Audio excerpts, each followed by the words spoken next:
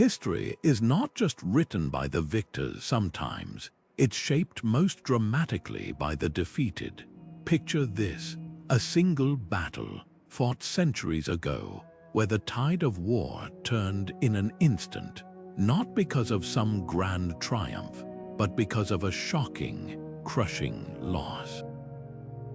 These moments when armies fell, kings were toppled, and the course of entire nations veered off track, hold some of the most gripping stories of medieval Europe. And what's truly astonishing is how often these defeats didn't just end one chapter of history, they sparked entirely new ones. This is the untold side of warfare, where failure reshaped the world in ways victory never could. Think about the fragile nature of power. One day, a ruler commands vast armies, his banners flying high. The next, a single misstep on the battlefield leaves his legacy in ruins. The medieval era was a time when the fate of empires hinged on the choices of a few, the luck of the weather, or even the sheer unpredictability of human courage and error. And in those pivotal moments of loss, something remarkable happened. Kingdoms collapsed, yes, but from their ashes rose new alliances, innovations in warfare, and even the foundations of modern Europe. These weren't just battles, they were turning points that echoed across centuries. So why do these ancient defeats still matter? Because they remind us that history is never as simple as winners and losers. Sometimes the most profound changes come from the battles that went wrong, the surprises, the blunders, the sheer chaos of war that no one saw coming. Over the next 22 stories, we'll uncover the shocking losses that reversed the course of medieval Europe, from legendary clashes to forgotten skirmishes that somehow altered everything. You'll see how a single arrow, a mistimed charge, or a leader's fatal hesitation rewrote the map, and how, in the aftermath, the world was forced to adapt. This isn't just a tale of swords and shields. It's a story about how defeat can shape the future in ways no one could have predicted. So let's step onto the battlefield and discover how these moments of loss became the birthplaces of a new era. The Roman Empire had faced enemies before, but nothing like the disaster at Adrianople. It was a hot August day in the year 378 when Emperor Valens made a decision that would echo through history. Eager for glory and underestimating the Gothic forces camped near the city, he marched his army forward without waiting for reinforcements. What followed wasn't just a defeat, it was a slaughter. The Roman legions, once the unstoppable force that built an empire, found themselves surrounded and overwhelmed by Gothic cavalry. These mounted warriors didn't just outmaneuver Rome's heavy infantry, they exposed a fatal flaw in an outdated way of war. Valens himself paid the ultimate price, dying on the battlefield as his army disintegrated. But the consequences went far beyond one emperor's fate. Adrianople shattered the myth of Roman invincibility, sending shockwaves across the empire. The Balkans, long a cornerstone of Roman power, slipped into chaos as Gothic tribes and other groups seized the opportunity to carve out their own territories. Suddenly, barbarian leaders weren't just raiders, they were kingmakers, negotiating as equals with a weakened Rome. What made this loss so transformative wasn't just the scale of the defeat, but what it revealed about the future of warfare. The Goths' reliance on cavalry wasn't just a tactical choice, it was a glimpse of things to come. Heavy infantry, the backbone of Roman might for centuries, could no longer dominate the battlefield. Adrianople forced Europe to reckon with a new reality. Speed and mobility would decide the next era of conflict, and as Rome struggled to adapt, the balance of power tilted irreversibly toward the very groups it had once dismissed as uncivilized. This wasn't just the beginning of Rome's decline. It was the birth of a medieval world where empires would rise and fall on the strength of their horsemen. The fields near Tours in the year 732 might have seemed an unlikely place to decide the fate of Europe, but when Charles Martel's Frankish warriors clashed with the Umayyad Caliphate's advancing forces, the continent stood at a crossroads. The Umayyads had swept across North Africa and Spain with breathtaking speed, their cavalry dominating every battlefield. Now they aimed their ambitions northward, toward the heart of what we now call France. Had Martel's infantry faltered that day, the map of Europe, and perhaps the entire course of Western civilization, might look unrecognizable today. What made this confrontation so pivotal wasn't just the clash of armies, but the collision of two worlds. The Umayyads brought with them not just soldiers, but a flourishing culture of art, science, and trade, yet their expansion also threatened to overwrite the fragile Christian kingdoms struggling to rebuild after Rome's fall. Martel, a shrewd leader with a knack for turning disadvantages into strengths, understood something his opponents underestimated. Terrain could neutralize even the most formidable cavalry. By positioning his forces on wooded, elevated ground, he forced the Umayyad horsemen into a cramped, muddy battlefield where their greatest asset, their mobility, became a liability. The battle itself was brutal and chaotic, with neither side gaining a clear upper hand at first. But Martel's disciplined infantry, fighting in tight formations with axes and spears, held firm against wave after wave of cavalry charges. When the Umayyad commander, Abdul Rahman al-Ghafiqi, fell in the fighting, his army lost cohesion and retreated south. It wasn't a total annihilation, but it was enough. The Umayyads never again mounted a serious invasion north of the Pyrenees. Historians still debate just how decisive Tours truly was. Some argue the Umayyad forces were already overextended, their supply lines strained. Others point out that the battle didn't immediately reverse Islamic influence in Spain, which thrived for centuries afterward. But what's undeniable is the psychological impact. For Christian Europe, Martel's victory became a rallying cry, a proof that the seemingly unstoppable tide of Umayyad expansion could be turned back. It galvanized a sense of shared identity among fractious kingdoms, planting the seeds of what would later become the Holy Roman Empire.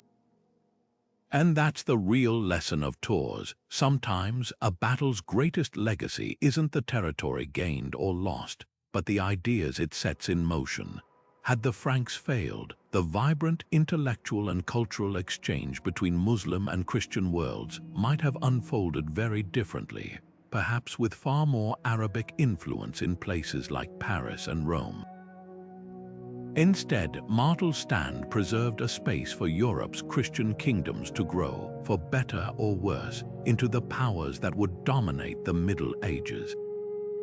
It's a reminder that history doesn't just turn on the outcomes we expect, but on the narrow margins of battles that could have gone either way. The Viking longships appeared like phantoms on the Seine in the spring of 845, their dragon prows gliding silently toward the heart of Frankish power. Paris, a jewel of the Carolingian Empire, had never faced such a threat, not from rival kings or rebellious nobles, but from these sea-born raiders who fought with no regard for the rules of medieval warfare.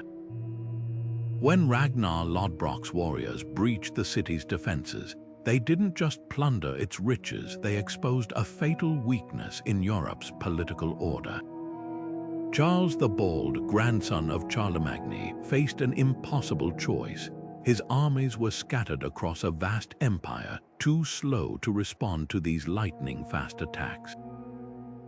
The Vikings didn't need to conquer territory to win, they thrived on terror, striking where defenses were weakest and vanishing before reinforcements arrived. So when Ragnar's men threatened to burn Paris to the ground, the king did what no Frankish ruler had ever done before. he paid them off. 7,000 pounds of silver bought the Vikings' retreat, a sum so staggering it would be worth millions today. But the real cost was far greater than gold. That ransom set a precedent every Viking chieftain would remember. Europe's richest cities could be bullied into submission. Within decades, similar payments flowed from London to Pisa as coastal settlements became ATMs for Norse raiders. The psychological impact was even deeper. If the mighty Carolingians couldn't protect their own capital, what hope did smaller towns have? Paris's fall triggered a revolution in European defense. Walled cities, once rare outside Italy, began sprouting across the continent like mushrooms after rain. Local lords, realizing central authority couldn't save them, started building private armies, laying the groundwork for feudalism's warrior aristocracy. Even the Vikings adapted, shifting from hit-and-run raids to permanent settlements like Normandy, where they became the very defenders they'd once exploited. This wasn't just a military defeat, it was a masterclass in how unconventional tactics could unravel an empire. The Carolingians had built their power on cavalry and fortified palaces, but the Vikings fought with mobility and psychological warfare. Their success proved that in the new medieval world, adaptability mattered more than tradition. And as Frankish nobles scrambled to fortify their own lands, the dream of a unified Europe slipped further away, replaced by a patchwork of local strongholds that would define the feudal age. The year 1066 was supposed to be Harold Godwinson's triumph. Freshly crowned King of England, he had just pulled off what should have been the defining military achievement of his reign, crushing the legendary Viking warrior Harald Hardrada at Stamford Bridge. That battle alone could have secured his legacy, a decisive victory against one of Europe's most feared invaders. But fate, as so often in medieval warfare, had other plans. Even as Harold's exhausted troops celebrated their hard-won victory, messengers arrived with news that would change everything. William of Normandy had landed on England's southern coast. What followed wasn't just a battle, it was a cruel twist of timing. Harold's army, battered from weeks of forced marches and brutal combat, now faced an impossible choice. Rest and regroup, leaving William free to ravage the countryside, or march south immediately, fighting fatigue as much as the enemy. The king chose speed over recovery, pushing his men to cover nearly 250 miles in under 3 weeks. When they finally met the Normans near Hastings, the Anglo-Saxons fought with desperate courage, forming their iconic shield wall atop Senlac Hill. For hours it held, until a feigned retreat by Norman cavalry broke their discipline. Harold fell, legend says, with an arrow to his eye, and with him died Anglo-Saxon England. But here's what most accounts miss: Hastings wasn't inevitable. Had Hardrada never invaded, Harold's fresh forces could have repelled William's landing with ease. Had the winds not delayed William's fleet for months, giving Hardrada his opening, history might remember 1066 as the year England cemented its independence, not its conquest. That's the haunting irony of this story. Harold didn't lose because he was outmatched, but because he was out of time. The consequences stretched far beyond the battlefield. Norman rule erased Old English as the language of power, replacing it with French-derived words that still shape modern English. Ask any chef about beef versus cow. Feudalism tightened its grip, with Norman lords displacing Anglo-Saxon nobles in a sweeping land grab recorded in the Domesday Book. Even England's architecture transformed, as towering stone castles replaced wooden halls, symbols of a new order. Yet the most lasting change was geopolitical. Overnight, England became a player in continental Europe's power struggles, tied to Normandy's fortunes. Future kings would spend centuries fighting to hold or reclaim these French lands, setting the stage for conflicts like the 100 Years' War. In a way, Hastings didn't just conquer England, it redefined what England was. And all because two invasions collided in a single autumn, proving that in war, timing can be deadlier than any sword. The walls of Antioch loomed like an impossible fortress, and for 8 long months, the Crusaders learned the true meaning of desperation. What began as a holy mission to reclaim Jerusalem had devolved into a nightmare of starvation, betrayal, and whispered mutinies. By the winter of 1098, the once proud army of European knights and foot soldiers was reduced to eating leather and boiling grass, their numbers dwindling from desertion, their leaders at each other's throats. Yet somehow, against every logical expectation, they not only survived but triumphed. Antioch's fall wasn't just a military victory, it was a testament to how belief and sheer stubbornness could rewrite the rules of medieval warfare. The city should have been their graveyard. Built by the Romans centuries earlier, Antioch's massive defenses stretched for miles, with towers so high they seemed to scrape the sky. The Crusaders, lacking proper siege equipment, resorted to building makeshift ladders from ship timbers, only to watch them splinter against the walls. Meanwhile, inside the city, the Seljuk garrison mocked them, dangling food over the walls to taunt the starving invaders. Morale hit its lowest point when a traitor within the Crusader ranks, a man named Firuz, an Armenian guard, almost sold them out entirely by conspiring to open the gates for a Turkish relief force. It was the kind of betrayal that should have broken them, but then came the twist that defied all odds. Just as the Crusaders' situation seemed hopeless, a peasant soldier named Peter Bartholomew claimed to have discovered the Holy Lance, the very spear that pierced Christ's side. Whether divine intervention or clever propaganda, the effect was electric. Suddenly, an army on the brink of collapse found new fury. Knights who'd been arguing over scraps of food now swore oaths on the relic, charging into battle with frenzied conviction. When the Seljuk relief army arrived, expecting to crush a weakened foe, they met a force reborn. The Crusaders, though outnumbered and half-starved, fought with such ferocity that they routed the Turks in a single day. The aftermath of Antioch reshaped history in ways no one could have predicted. Without this improbable victory, the Crusader states' kingdoms like Jerusalem and Edessa might never have taken root in the Levant. Europe's relationship with the Islamic world would have developed along entirely different lines, potentially avoiding centuries of conflict and cultural exchange. More subtly, Antioch proved that in medieval warfare, morale could outweigh numbers or supplies. Future commanders, from Richard the Lionheart to Saladin, would study this siege, learning how faith, or the illusion of it, could turn desperation into unstoppable momentum. And that's the real lesson of Antioch. History's turning points aren't always clean or predictable. They hinge on moments when logic says one outcome is inevitable until human spirit, superstition, or sheer luck intervenes.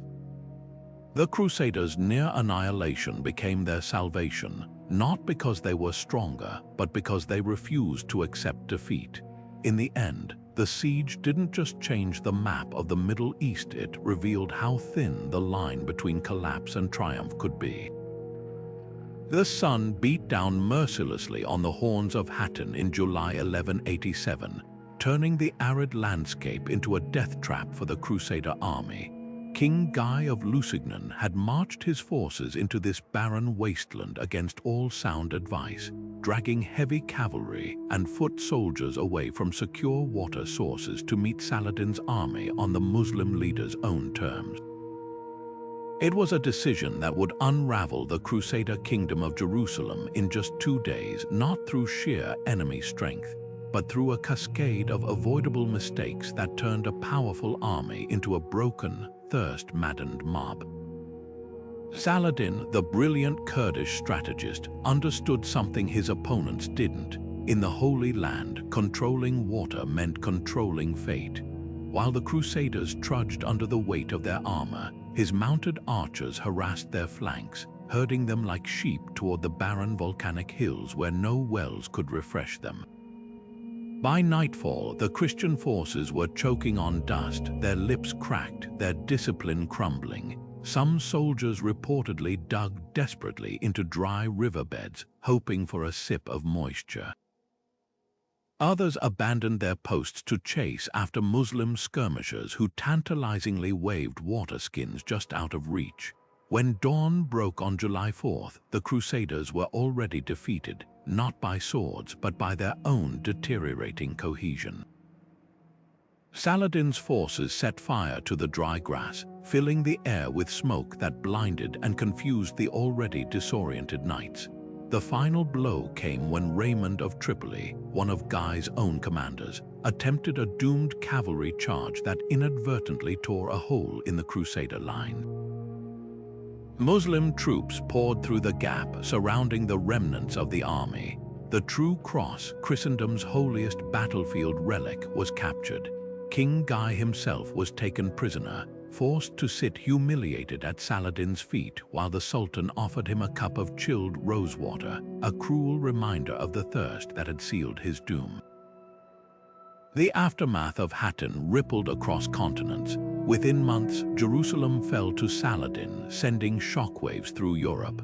The loss of the Holy City wasn't just a military setback. It was a spiritual crisis that prompted Pope Gregory Roman VIII to declare the Third Crusade, drawing legends like Richard the Lionheart into the fray. But Hattin's deeper legacy was its exposure of the Crusader state's fatal weaknesses: infighting among nobles, reckless leadership, and a failure to adapt to the Levant's harsh realities. What's often overlooked is how close the Crusaders came to avoiding disaster. Had Guy heeded his advisors and fortified coastal positions instead of marching inland, history might remember him as a savior rather than a cautionary tale. Had the Templars' warnings about water discipline been followed, the army might have reached springs that lay just miles from their doomed camp. That's what makes Hattin so haunting. It wasn't an inevitable defeat, but a collapse forged by human error under pressure. Saladin's triumph reshaped more than borders. It rewrote the rules of holy war. His surprisingly merciful treatment of prisoners and civilians, especially compared to the Crusaders' own sack of Jerusalem in 1099, set a new standard for medieval warfare's conduct. Meanwhile, European commanders returning from the Levant brought back hard-won lessons about logistics and terrain that would influence conflicts for generations. The Crusader dream didn't die at Hattin, but it forever lost its aura of invincibility, proving that even the most sacred causes could falter when leaders ignored the brutal truths of survival. The Fourth Crusade was supposed to be about reclaiming Jerusalem, until greed and betrayal twisted it into something far darker. When the Crusaders' fleet arrived outside Constantinople's legendary walls in April 1204, they weren't facing Muslim defenders but fellow Christians. The Byzantine Empire, once the unshakable guardian of Eastern Christendom, had become the target. What followed wasn't just a battle, it was a three-day frenzy of looting, destruction, and sacrilege that left Europe's richest city in ruins. The Crusaders' assault began with fire ships ramming the sea walls, their flames reflected in the golden mosaics of palaces and churches. Once inside, knights who'd sworn oaths to protect Christendom tore through the streets, smashing relics, melting down sacred objects for bullion, and even setting up a prostitute on the Patriarch's throne as a sick joke. The Library of Constantinople, home to ancient Greek and Roman texts painstakingly preserved for centuries, went up in smoke. Eyewitnesses wrote of blood running ankle-deep in the streets, of nuns violated in their convents, of altars stripped bare. The sheer scale of the violence stunned contemporaries not just for its brutality, but because it was Christians butchering Christians in the name of a holy war. But the real tragedy wasn't the immediate carnage. It was the irreparable damage to Byzantium's political fabric. The Crusaders carved up the empire like a feast, installing a puppet Latin emperor while Venetian merchants seized key ports and islands. Though Byzantine exiles would retake the city 57 years later, the empire never regained its former strength. The sack shattered Constantinople's aura of invincibility, making it a tantalizing target for rising powers like the Ottomans.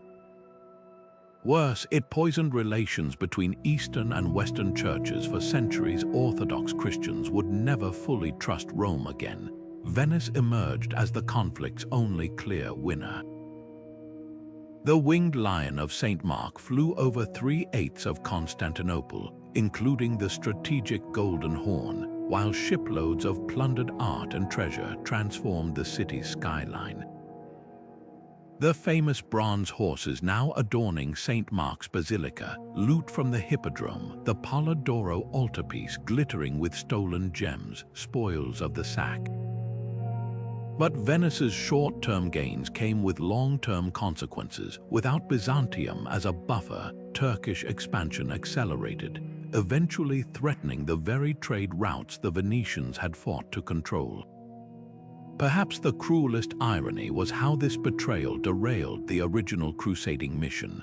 Resources that might have bolstered defenses in the Holy Land were squandered on infighting. Muslim chroniclers watching from afar marveled at the Christians' self-destruction and grew bolder. Within a generation, Crusader strongholds like Acre would fall, their garrisons starved of reinforcements because Europe's energies had been wasted on Constantinople. The Sack's legacy lingers in plain sight today. Walk through Istanbul's Hagia Sophia, and you'll still find scars from 1204 gouges where Crusaders pried gems from the walls, broken marble where they dropped heavy statues. It's a visceral reminder that the greatest threats to empires often come not from external enemies, but from within the folds of their own alliances. The Fourth Crusade didn't just weaken Byzantium, it redefined the medieval world's balance of power, proving that even the mightiest civilizations are just one betrayal away from collapse.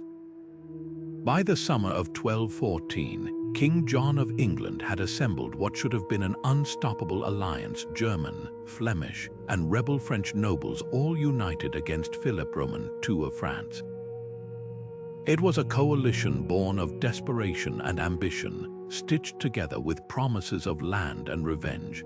But when the armies clashed near the small village of Bouvines, everything unraveled in a single afternoon. The battle itself was a chaotic melee, with knights tumbling into ditches, infantry formations collapsing under cavalry charges, and King Philip himself nearly unhorsed in the fray. Yet by sunset, France stood triumphant, and John's grand strategy lay in ruins. What made Bouvines so pivotal wasn't the body count, though thousands fell, but the political earthquake it triggered. Philip's victory didn't just secure his throne, it transformed France from a fractured kingdom into Europe's rising power.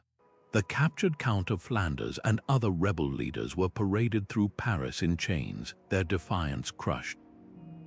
Meanwhile, John returned to England humiliated, his treasury drained and his barons seething.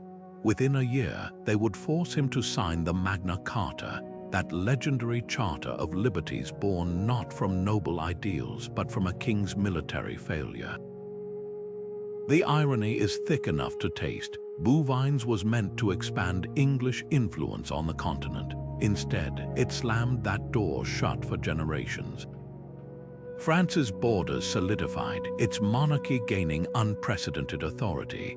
England, meanwhile, turned inward, its nobles more concerned with limiting royal power than conquering abroad. The battle reshaped both nations' destinies, France ascending as a centralized state, England stumbling toward parliamentary government. Yet the most fascinating twist lies in the details. During the fighting, Philip's golden fleur-de-lis banner was torn down, sparking panic among his troops, until a knight plunged into the enemy ranks to recover it. rallying the French at a critical moment. Small acts like this decided empires, and in the aftermath, Europe learned a new truth. Wars weren't just won on battlefields, but in the political settlements that followed. Bouvines proved that sometimes the greatest losses aren't measured in land or lives, but in the crumbling of old orders and the birth of new ones. The Mongol horsemen seemed unstoppable as they tore through Central Europe in the spring of 1241. At Legnica in modern-day Poland, Duke Henry the Pious led a coalition of knights, Templars, and foot soldiers, the pride of Europe's feudal military tradition against an enemy that fought like nothing they'd ever seen.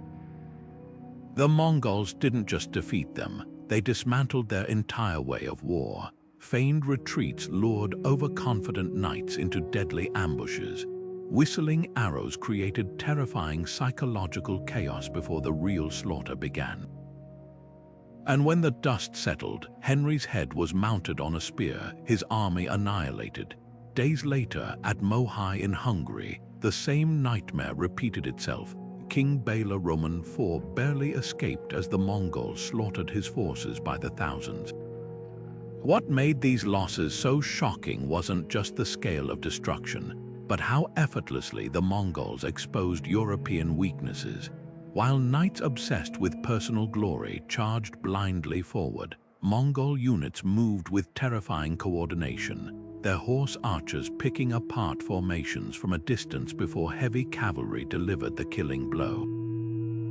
European chroniclers, clinging to old prejudices, dismissed the invaders as godless savages, yet their discipline, communication systems, and adaptability put feudal armies to shame. Then, just as suddenly as they'd arrived, the Mongols vanished. News had reached them that Urgedei Khan, their supreme leader, had died, and according to Mongol tradition, every prince and general was required to return home to elect a successor. For Europe, it was a reprieve snatched from the jaws of catastrophe. Had the Mongols pressed their advantage, there was little to stop them from reaching the Atlantic. Vienna lay undefended. The Holy Roman Empire was fractured by infighting. France and England were locked in their own squabbles. The long-term implications of this near miss are staggering to contemplate.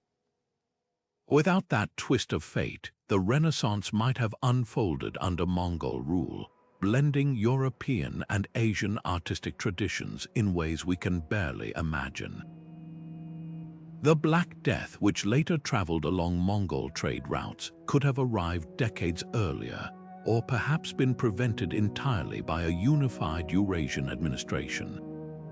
Even the Protestant Reformation might have taken a different path if Mongol tolerance of diverse religions had reshaped Christendom's power structures. But the most immediate lesson was military. Those who survived Legnica and Mohyj brought back hard-won knowledge about steppe warfare knowledge that would eventually inspire reforms in tactics and armor. The Hungarians, hardest hit by the invasion, began constructing stone castles capable of withstanding siege engines, laying groundwork for the fortress networks that would later stop the Ottomans. And though Europe didn't know it yet, the Mongol withdrawal wasn't permanent. The specter of their return haunted generations, forcing kingdoms to reconsider their isolation. In the end, the invasion's greatest legacy wasn't the battles themselves, but the chilling realization that Europe's feudal order was no match for the changing face of war. The narrow wooden bridge spanning the River Forth became a death trap on that September morning in 1297. English forces under John de Warenne, Earl of Surrey, had marched north expecting an easy victory over what they dismissed as ragtag Scottish rebels. What they found instead was William Wallace and Andrew Moray's brilliant tactical trap, one that would prove even the mightiest medieval army could be undone by the right terrain and the sheer will of desperate men. Wallace understood something the English commanders overlooked. Numbers mean nothing if you can't bring them to bear, as the English vanguard heavy cavalry and armored infantry funneled onto the narrow bridge, their advantage evaporated. The Scots held back, letting hundreds cross before springing their ambush. Spearmen erupted from the marshes along the riverbank, cutting off retreat while others toppled the bridge itself, stranding the English advance party. What followed wasn't a battle so much as a slaughter. Trapped between the river and Scottish schiltrons, those formidable hedgehog formations of pikes, the English knights floundered in their heavy armor, many drowning as they were driven into the Forth's icy waters. The aftermath sent shockwaves through England's ruling circles. Stirling Bridge wasn't just a military defeat, it was a humiliation that exposed the vulnerabilities of feudal armies against asymmetric warfare. King Edward I, Hammer of the Scots, suddenly faced a crisis of legitimacy. Tax records show he spent lavishly to rebuild his forces, but more importantly, he learned. When the armies met again at Falkirk 2 years later, Edward abandoned chivalric conventions, deploying massed Welsh longbowmen to break the schiltrons that had triumphed at Stirling. Yet the battle's true impact wasn't measured in tactical innovations alone. Stirling Bridge became folklore within months. Blind Harry's 15th century epic poem, though more myth than history, cemented Wallace as the archetypal underdog hero, a symbol that resonated through Scotland's wars of independence and beyond. Centuries later, during the Jacobite risings, rebels would invoke Wallace's name as they marched past the battle site. Even today, the bridge, though long since replaced, remains a pilgrimage site for Scottish nationalists, proof that some defeats carry a cultural weight far beyond their immediate consequences. What makes Stirling Bridge so fascinating isn't just the clash of steel, but the way it reveals history's unpredictable ripple effects. Had Warenne scouted the terrain properly or waited for his full force to assemble, Wallace might be a footnote. Instead, that single hour of chaos on the Forth reshaped Scotland's identity, proving that sometimes the echoes of a battle outlast the kingdoms that fought it.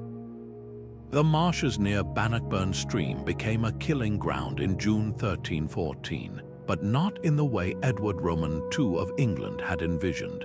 His army, numbering perhaps 20,000 strong, dwarfed Robert the Bruce's forces, yet within 2 days the English would flee in panic, their king barely escaping with his life. What unfolded wasn't just a battle, it was a masterclass in how terrain, psychology, and tactical innovation could overturn medieval warfare's conventional wisdom. Bruce had spent years preparing for this moment. While Edward relied on sheer numbers, the Scottish king turned the landscape itself into a weapon. His men dug hidden pits along the English cavalry's likely charge routes, camouflaging them with brush. They positioned their schiltrons, those dense, mobile spear formations perfected at Stirling Bridge, on ground flanked by treacherous bogs, forcing the English into a cramped killing zone. When the English heavy cavalry thundered forward, expecting to scatter undisciplined Highlanders as they had in previous battles, they found instead an unbreakable wall of pikes. Horses impaled themselves on the spears, their riders crushed underfoot as the schiltrons advanced like lethal tide. Edward's leadership failures compounded the disaster. Unlike his formidable father, Edward I, he showed no talent for battlefield command. Key nobles argued over strategy while Bruce's unified force moved with precision. At one critical moment, an English knight spotted Bruce unarmored and inspecting lines, and charged for a glorious single combat. What should have been an easy kill turned into a humiliation when Bruce split the man's skull with a battle axe, energizing his troops. By the second day, English morale unraveled completely. Their archers, whose arrows might have turned the tide, were positioned uselessly behind the cavalry. When fresh Scottish reserves appeared on the horizon, the English mistook them for a new army and broke into rout. The political aftershocks were seismic. Bannockburn didn't just win a battle, it won a nation. Within weeks, Bruce controlled nearly all of Scotland, forcing England to grudgingly recognize its independence 8 years later. The victory bought Scotland centuries of autonomy. Full unification with England wouldn't come until 1707, but perhaps more enduring was the legend it spawned. To this day, Scots celebrate June 24th as Bannockburn Day, not just for the military triumph, but for what it symbolized, the moment a small kingdom proved that determination and ingenuity could topple an empire. Modern historians often highlight the battle's tactical brilliance. Bruce's use of terrain predated similar strategies at Agincourt by a century. Yet what truly resonates is how Bannockburn reshaped identity. For medieval Scotland, it became proof that divine favor favored the righteous underdog. For England, it was a wake-up call that feudal levies couldn't defeat a motivated citizen army. And for military theorists, it offered a timeless lesson. Victory doesn't always go to the strongest, but to those who best understand the ground beneath their feet and the men at their backs. Rain poured down on the fields of Crécy in August 1346, turning the French countryside into a muddy nightmare for charging knights. King Edward Roman III of England had chosen his ground carefully, a sloping hill where his forces could rain death upon the approaching French. What unfolded that day wasn't just another medieval skirmish. It was a massacre that shattered centuries of military tradition. The French, confident in their armored nobility, launched wave after wave of cavalry charges up that slippery incline, only to be cut down by storms of English arrows. By nightfall, the flower of French chivalry lay broken in the mire, their brightly colored banners trampled into the mud alongside the corpses of counts, dukes, and even the blind King John of Bohemia, who had insisted on being led into battle to strike one final blow. The secret of Edward's victory lay in his humble longbowmen, yeomen farmers whose weapons could punch through armor at 200 yards. While French crossbowmen struggled with wet strings and slow reloading, the English archers kept up a relentless barrage, each man loosing 10 to 12 arrows a minute. When the surviving French knights finally reached the English lines, they found disciplined infantry waiting with axes and polearms, ready to finish what the arrows had started. This wasn't luck, it was a calculated demolition of feudal warfare's core principles. The myth of knightly invincibility died in that muddy field, alongside thousands of French nobles who had believed their birthright made them unbeatable. Crécy's aftermath sent shockwaves beyond the battlefield. In France, the disaster forced a painful reckoning. How could a kingdom 3 times England's size suffer such humiliation? The answer lay in organization. Edward's army was a professional force, paid and trained to fight as a unit, while the French relied on feudal levies, nobles who saw battle as a chance for personal glory rather than coordinated strategy. Within years, France began building its own standing armies, laying groundwork for the reforms that would eventually produce legendary commanders like Joan of Arc. Yet the battle's most enduring legacy was its democratization of warfare. At Crécy, a commoner with a longbow could kill a duke worth 100 peasants' ransoms. That simple truth terrified Europe's aristocracy even as it empowered ambitious kings. No longer would wars be decided by a handful of elite warriors now. Victory went to those who could train and equip masses of ordinary soldiers. The age of the knight was fading, and with it, the entire social order they represented. What makes Crécy so fascinating isn't just the tactical revolution, but how it reveals warfare as a mirror of societal change. The longbow required years of practice. Edward had banned other sports to ensure his subjects trained weekly. This investment in human capital signaled a shift from feudal obligation to national service.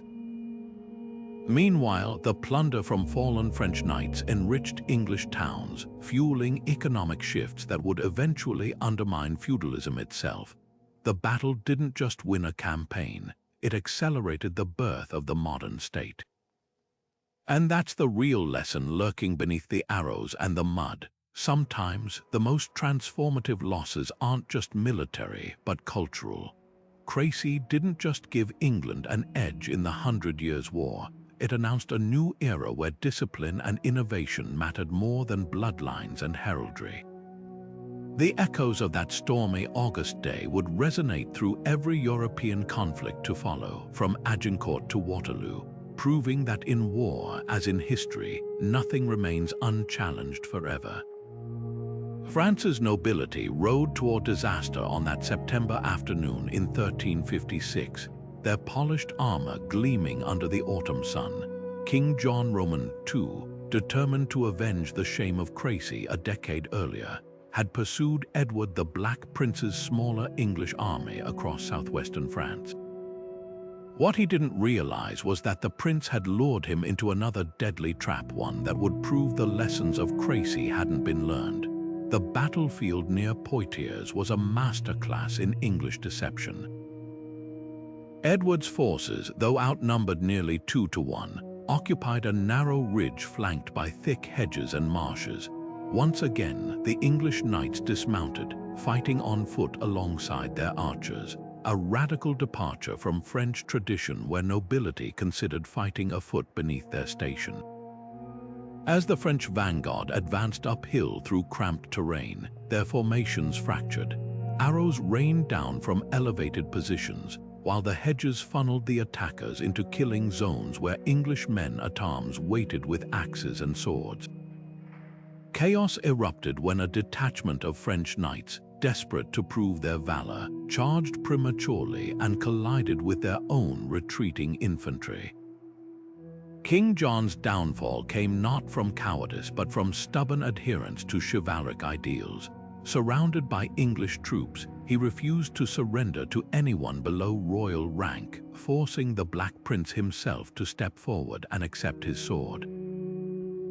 The moment was rich with irony, a French king captured by an English prince who'd grown up hearing tales of his father's triumph at Crécy.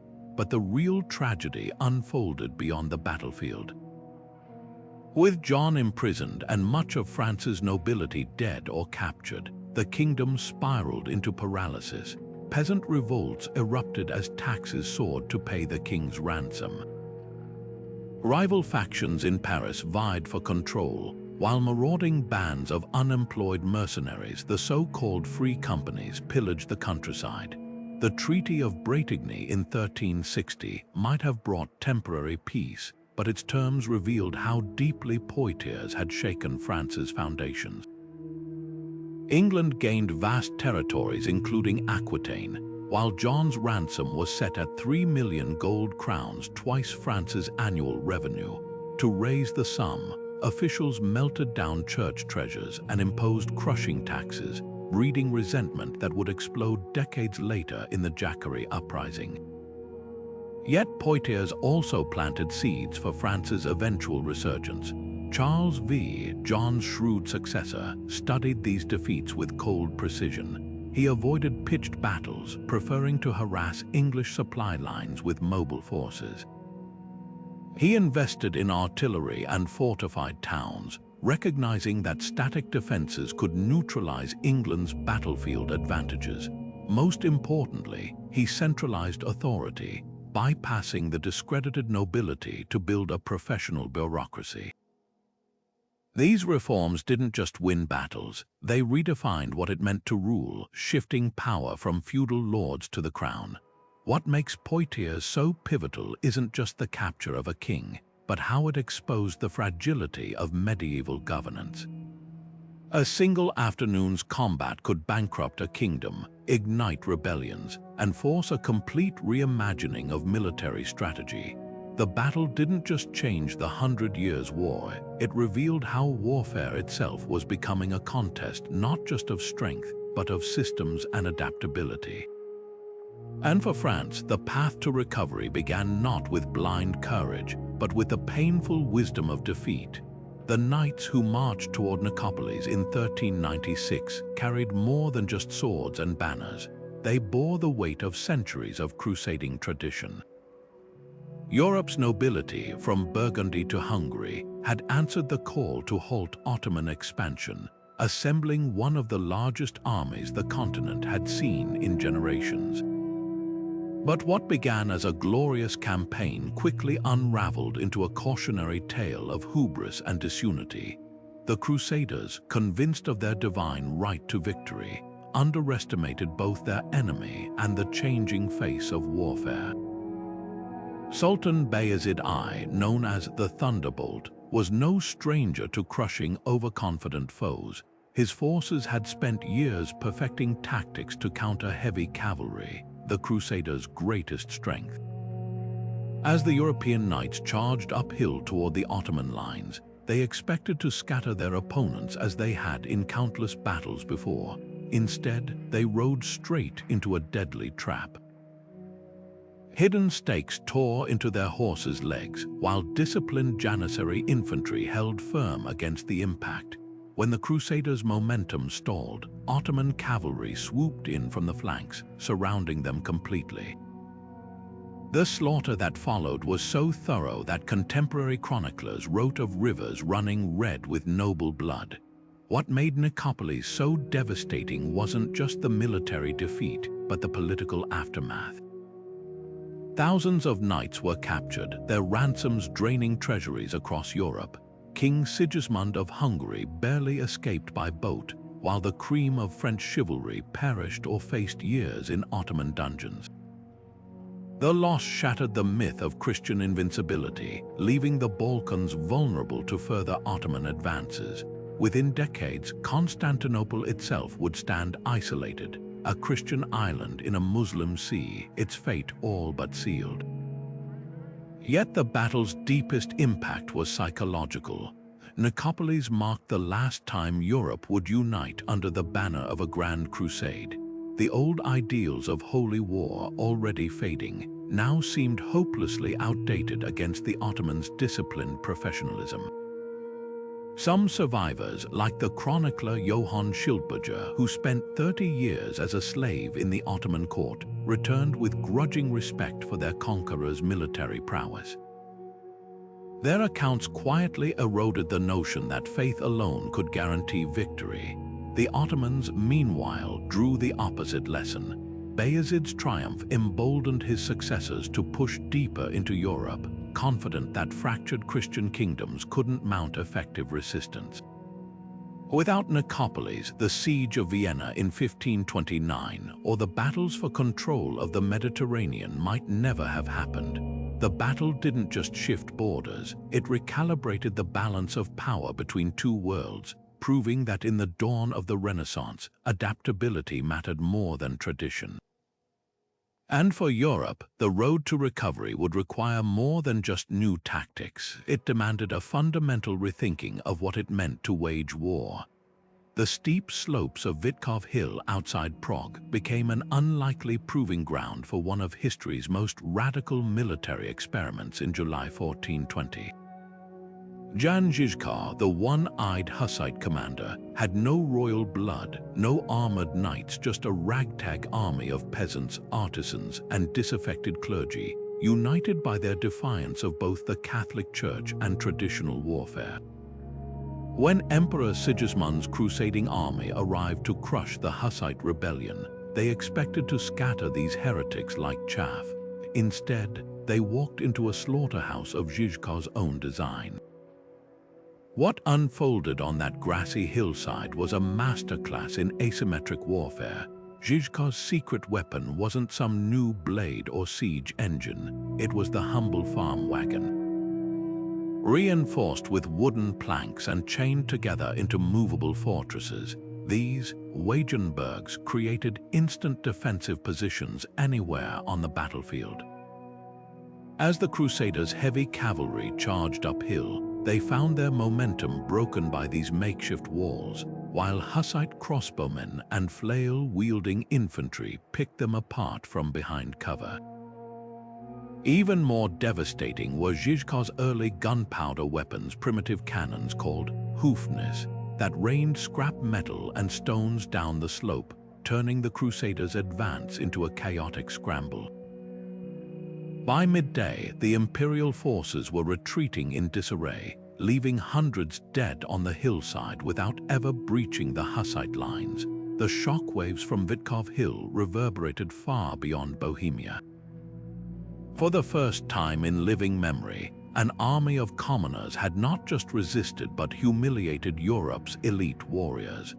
Žižkov's tactics exposed the growing obsolescence of knightly charges against disciplined infantry and field fortifications. Within years, mercenary captains across Germany and Italy were studying Hussite methods, adapting wagon forts for their own use.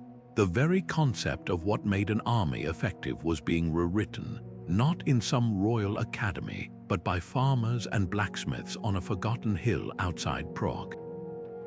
Yet the battle's true legacy wasn't just military, it was ideological. Vitkov became a rallying cry for every underdog rebellion that followed, from the German Peasants' War to Protestant resistances a century later. The Hussites' defiant chant, "Truth prevails," echoed through generations of reformers who saw in their victory proof that divine favor didn't belong exclusively to kings and bishops. Even Žižkov's physical limitations became part of the legend. A blind general who outmaneuvered sighted foes, turning his disability into a symbol of unconventional thinking. For the Catholic Church, the defeat was a wake-up call. Future crusades against the Hussites would adopt more pragmatic tactics, abandoning pure cavalry assaults in favor of combined arms. Some conservative nobles grumbled about fighting like peasants, but the lesson was clear: warfare was democratizing. The age when birthright alone decided battles was ending, replaced by an era where innovation and adaptability trumped tradition. And it all began when a band of reformers looked at a hill and saw not an obstacle, but an opportunity to change the rules of war forever. The massive cannons that breached Constantinople's walls in May 1453 didn't just shatter stone, they toppled an empire that had stood for over 1,000 years. Mehmed II, just 21 years old when he laid siege to the city, understood what his predecessors had failed to grasp. Constantinople's legendary defenses were no match for the new age of gunpowder warfare. For 53 days, his massive bronze cannons, some so large they required teams of oxen to move, pounded the ancient Theodosian walls, each impact sending tremors through the last remnants of the Roman world. Inside the city, Emperor Constantine XI faced impossible odds.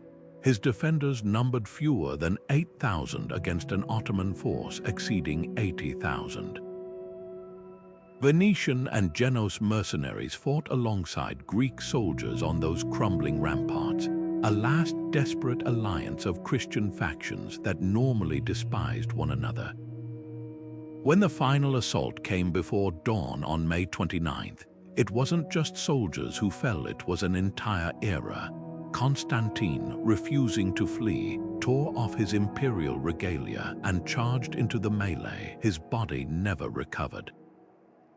The sight of Ottoman banners flying over the Hagia Sophia, where Christian liturgy had echoed for nearly a millennium, broke something fundamental in the European psyche. What made this defeat so transformative wasn't just the loss of a city, but the collapse of an idea. Constantinople had been more than a capital. It was the living bridge between antiquity and modernity, its libraries preserving Greek philosophy and Roman law while Western Europe languished in the so-called Dark Ages. Now those treasures were scattered, with scholars fleeing westward carrying manuscripts that would fuel the Italian Renaissance.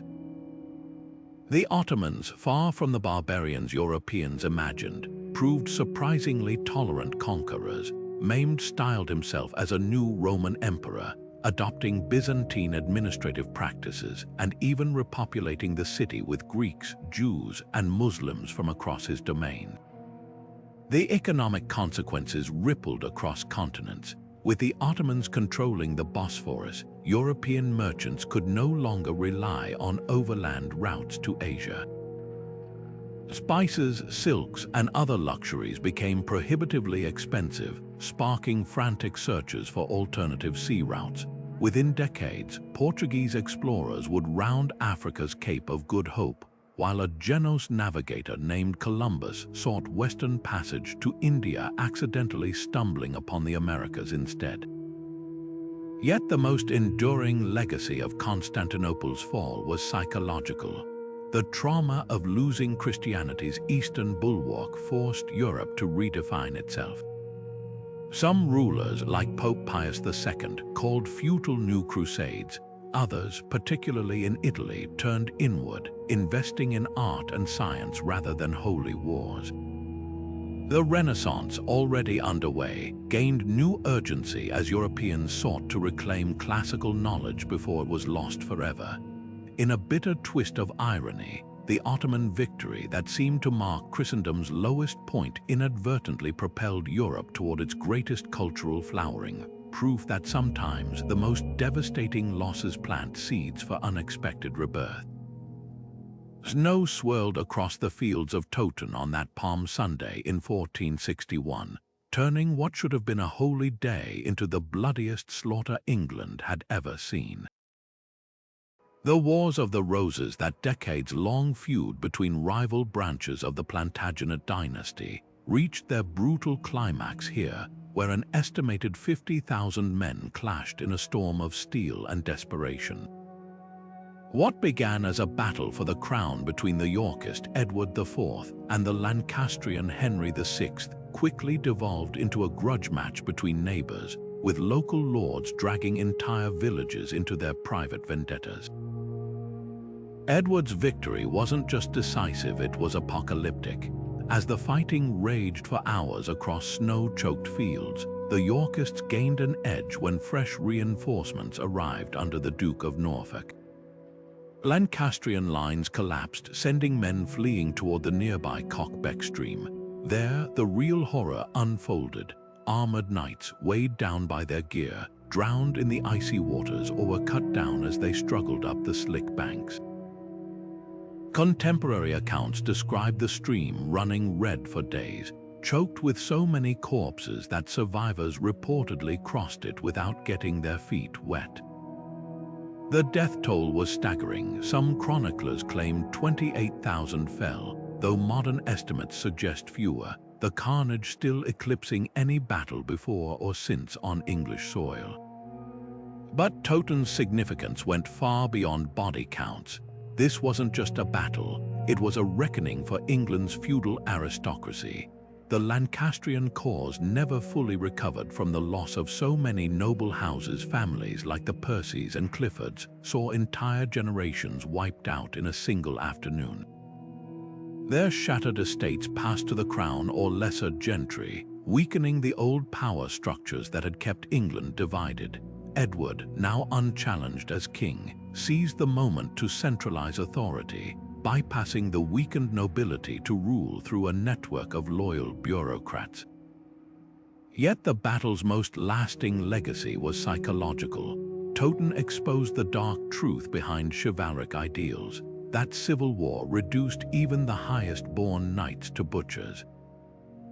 Survivors wrote of men surrendering only to be executed, of heralds too overwhelmed to count the dead.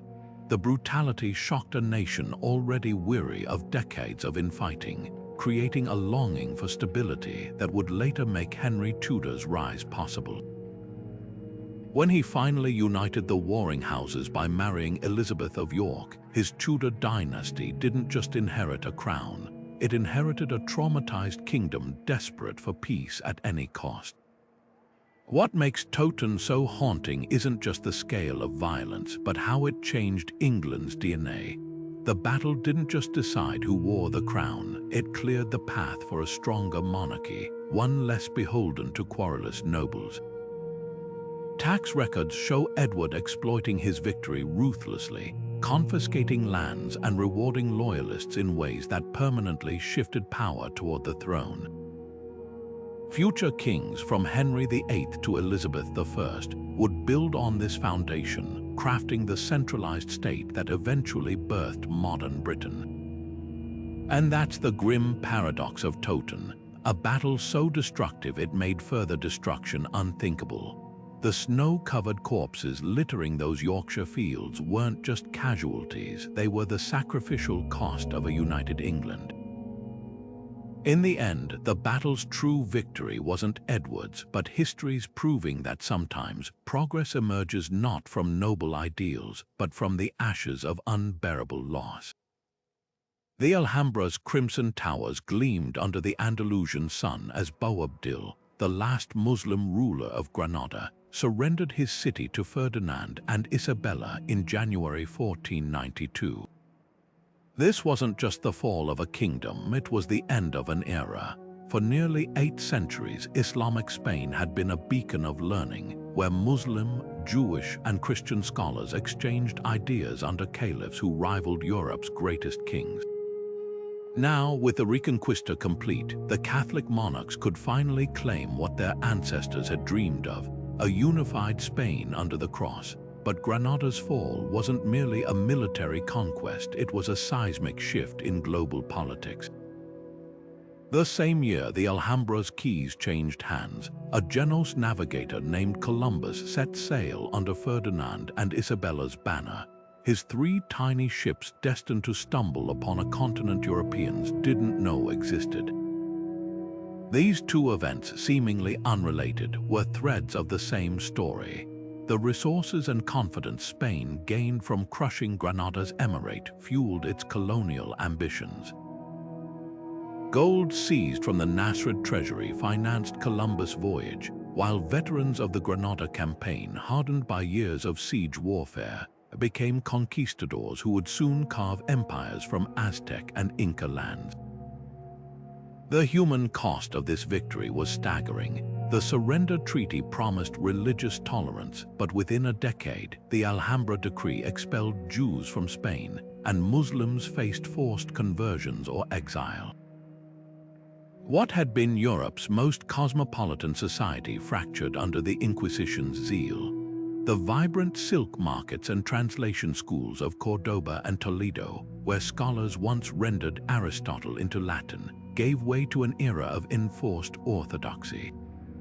Yet ironically, the very knowledge preserved by Al-Andalus scholars, Arabic texts on navigation, mathematics, and astronomy, would equip Spain to dominate the age of exploration.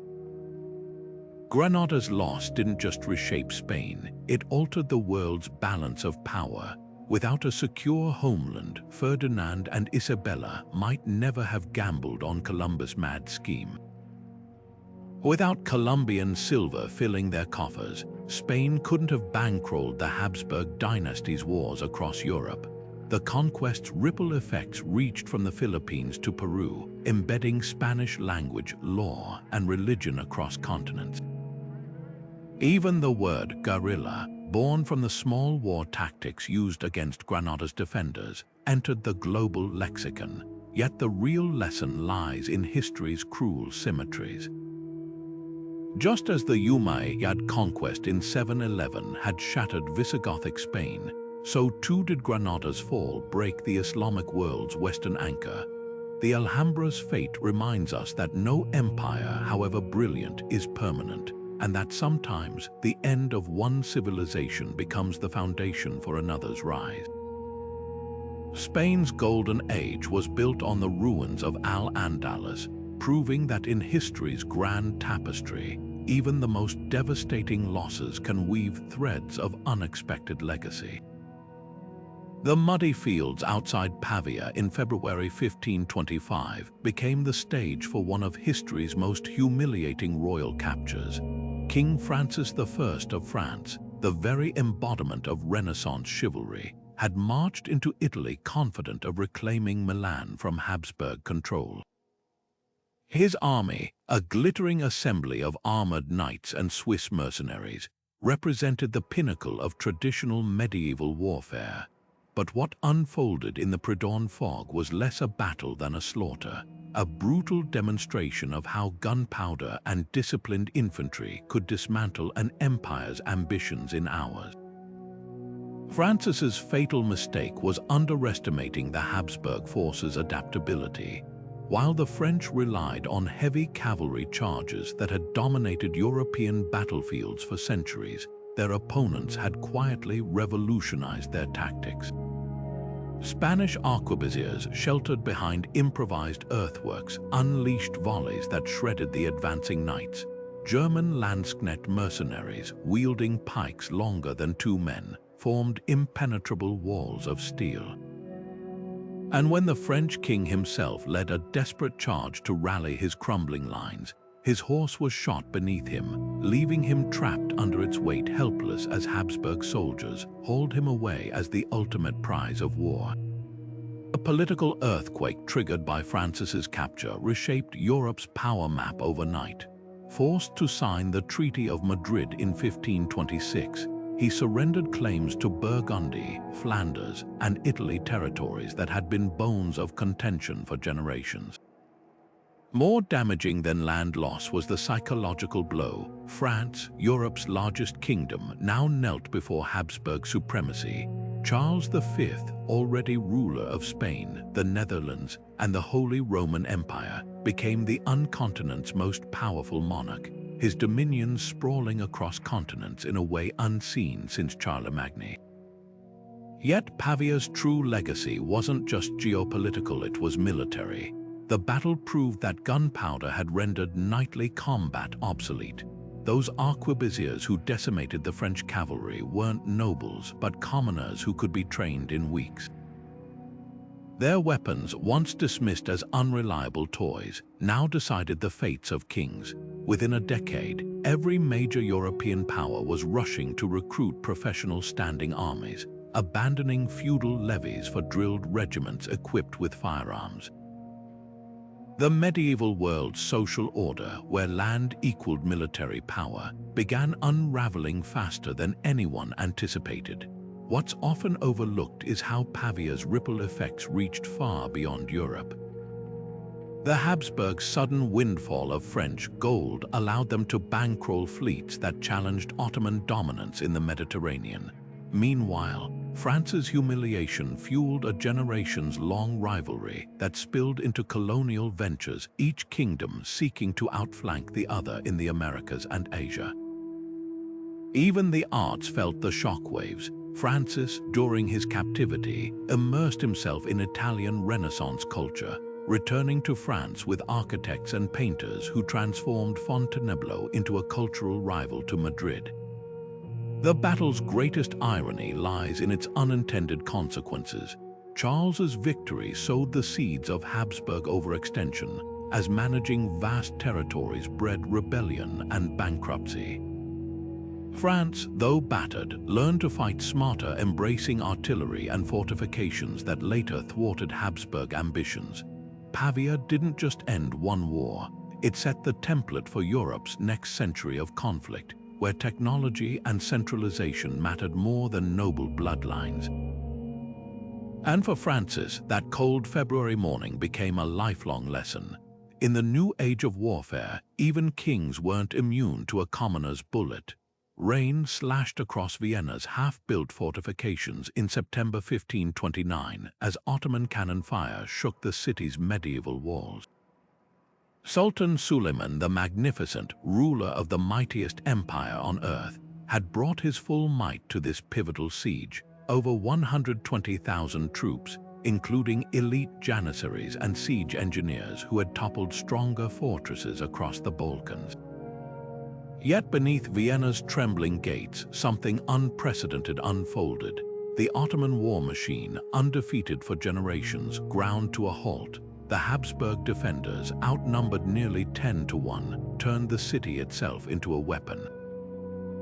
Burghers and soldiers worked side by side, reinforcing weak points with makeshift barricades of earth and timber. German Landsknecht mercenaries, their pikes still bearing scars from Pavia 4 years earlier, formed disciplined killing zones in the narrow streets.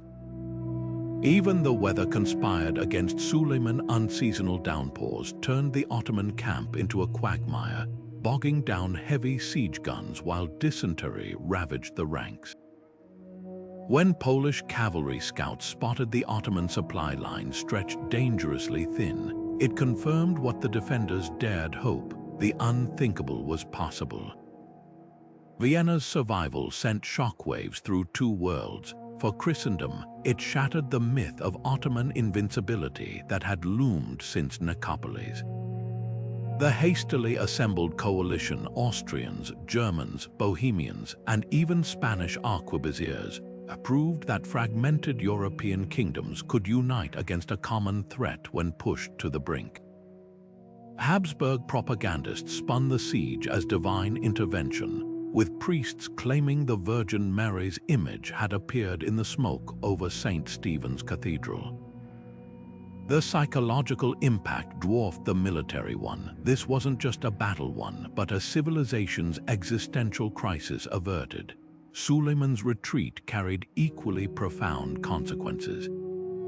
The Danube basin, fertile and strategically vital, remained beyond Ottoman grasp, forcing the empire to redirect expansionist energy toward Persia and the Mediterranean. Without control of Vienna's trade routes, the sultans could never fully choke European access to Eastern markets, a key driver behind the age of exploration already unfolding in Portugal and Spain. The siege also exposed Ottoman logistical limits. Never again would they muster such a massive force so far from Constantinople. Future campaigns would rely on proxy wars and naval power, shifting the empire's character from land conqueror to maritime hegemon. Yet what makes 1529 so pivotal isn't just what happened, but what nearly did. Had Vienna's medieval walls collapsed under those cannon volleys, the Ottoman advance might have reached the Rhine within a decade. The Protestant Reformation, then at its zenith under Luther, could have been crushed between Muslim armies and Catholic counter-reaction. The Habsburg dynasty, still consolidating its patchwork of territories, might have fractured beyond recovery. Instead, Vienna became the bulwark that bought Europe time to strengthen its defenses, to innovate militarily, and to navigate its own religious schisms without existential threat. Centuries later, the siege's legacy lingers in unexpected ways. The kvass, that buttery breakfast staple, traces its origins to Viennese bakers who supposedly invented it to celebrate the defeat, its crescent shape mocking the Ottoman emblem. More substantively, the battle birthed a new era of fortress design, with star-shaped bastions and angled walls replacing outdated medieval curtains. But perhaps its deepest imprint is cultural, the moment when the Turk at the gates became Europe's defining nightmare, a specter of invasion that would shape diplomacy, art, and identity for generations. In the end, Vienna didn't just hold a city, it held the line between two visions of the world, proving that even the mightiest tides of history can break against human resilience. The morning of October 7, 1571, dawned with an eerie calm on the Gulf of Patras, but by afternoon the waters churned with the blood of thousands. Lepanto wasn't just another clash of galleys, it was the Mediterranean's last and greatest battle of oars and boarding pikes, a brutal melee where 600 ships and nearly 200,000 men collided in a struggle for the soul of Europe. On one side, the Ottoman fleet, undefeated for decades, its decks crowded with janissaries eager to raid Italy's coast. On the other, the hastily assembled Holy League Venetians, Spaniards, and papal forces united under Don John of Austria, the charismatic bastard son of Emperor Charles V. What unfolded that day would shatter the myth of Ottoman invincibility at sea, though not in the way either side expected. The Ottomans entered the fight with numerical superiority, but the Holy League held two critical advantages: innovation and desperation. Venetian galleasses, hybrid ships halfway between galleys and sailing vessels, anchored at the League's flanks, their heavy guns shredding Ottoman formations before they could close. When the fleets inevitably tangled in close combat, Spanish infantry proved deadlier in hand-to-hand fighting than the Ottomans anticipated. Yet the real turning point came when a chance shot killed Ali Pasha, the Ottoman commander, sending his flagship into chaos. As his banner fell, panic rippled through the Turkish ranks. By sunset, the League had captured or sunk nearly 200 vessels and freed 15,000 Christian slaves chained to Ottoman oars, a symbolic victory celebrated from Rome to Madrid. Lepanto's immediate strategic impact was surprisingly limited. The Ottomans, with their vast resources, rebuilt their fleet within a year, and the war dragged on for decades. But the battle's psychological resonance transformed Europe. For generations, Ottoman fleets had struck fear into coastal towns from Naples to Nice. Now, for the first time, Christians had proven they could not just resist but humiliate the Sultan's navy. Miguel de Cervantes, who lost his left hand in the fighting, later called it the most memorable occasion the past or present has ever seen, a sentiment echoed in art, poetry, and papal propaganda that framed the battle as divine intervention. Beneath the symbolism, Lepanto quietly revolutionized naval warfare. The galleys that dominated the battle were already relics expensive to crew, vulnerable to weather, and outmatched by emerging sailing ships with broadside cannons. Spain and Venice took the lesson to heart, investing in the galleons that would later dominate the Atlantic and Indian Oceans. The Ottomans, though quick to rebuild, clung to traditional designs, missing the shift toward wind-powered warships that would leave them outpaced in the coming centuries.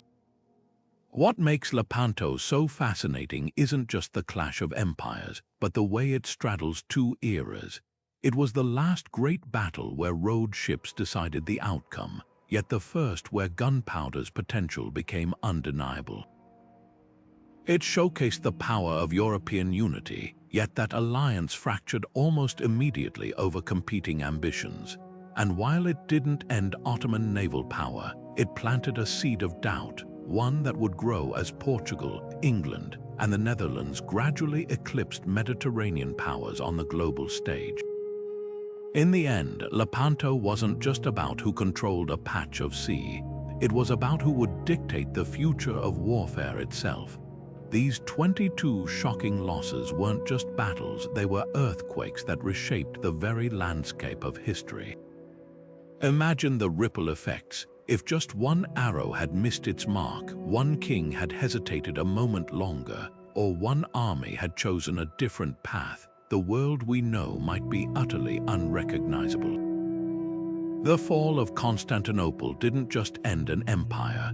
It sent scholars fleeing westward with ancient texts that ignited the Renaissance.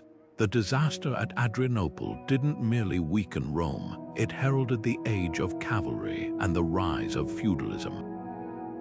And Lepanto, that clash didn't just break Ottoman naval supremacy, it marked the moment Europe realized its fractured kingdoms could unite against a common threat. What binds these defeats together isn't just the bloodshed or the broken crowns, but the unintended consequences that followed.